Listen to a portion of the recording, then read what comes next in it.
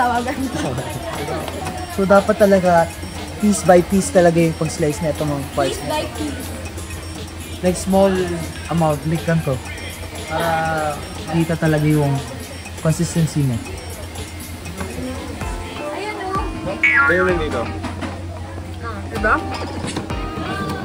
Pare, Anton, sa gitna ka talaga, no? Oo nga, iba ko na Sa gitna na para bang cooking show talaga. Ash, ano yan? Pass. Wow, taga-check. Grabe naman yung Anton. Bossing natin to ngayon eh. Boss Anton. Boss Anton. Na para bang head chef sa katake Kaya niya. nga eh, sobrang... Head chef na parang ikot pa yan siya. Pero,